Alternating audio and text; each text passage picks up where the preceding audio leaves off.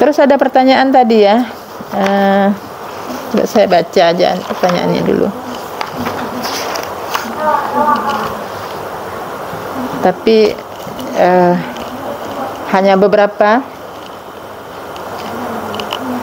Sampai di mana ikhlas itu? Terus ada yang mengatakan bacakan ayat Al-Qur'annya atau hadisnya, kitab siapa, dibacakan juga biar tidak ada terkesan asumsi.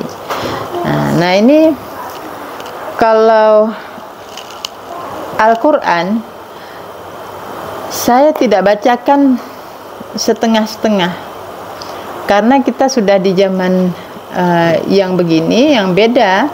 Jadi kita membacanya itu penuh, minimal 1 ain. Nah, kalau pembelajaran sebelum ini memang begitu, 1 ayat dijelaskan. Nah, ini apa namanya? Karena Allah menyampaikan sendiri dalam Al-Quran, Dia menjelaskan ayat-ayatnya untuk orang yang mengetahui. Yang nggak tahu ya udah gitu. Yang nggak mau tahu.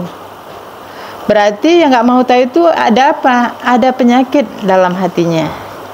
Nah, jadi semuanya kembali kepada Allah. Jadi kita serahkan kembali kepada Allah.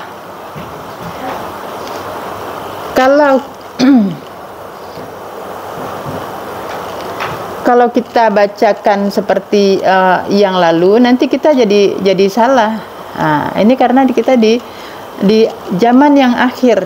Jadi ilmu dunia sudah canggih, ilmu agama harus canggih. Yang canggih itu yang langsung ke sumbernya Al-Quran.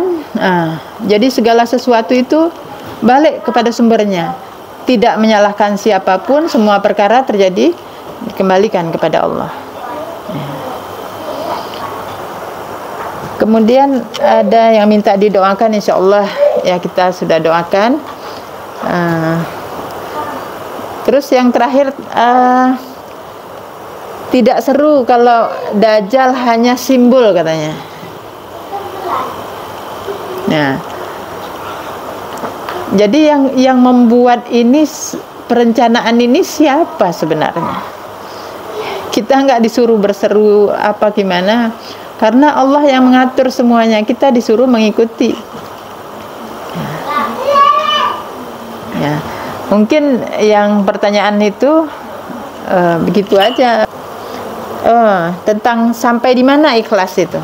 Jadi ada juga yang menjawab menerima tanpa beban apapun itu dari Allah. Iya benar. Ya.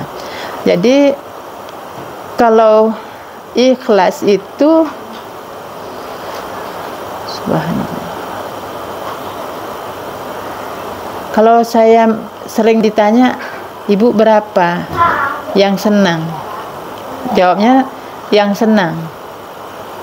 Nah, kalau sudah senang itu, dengan senang hati itulah itu ikhlas. Nah, kalau belum senang, belum sampai ikhlasnya. Senang dengan ketentuan Allah. Memberi atau menerima, insya Allah begitu.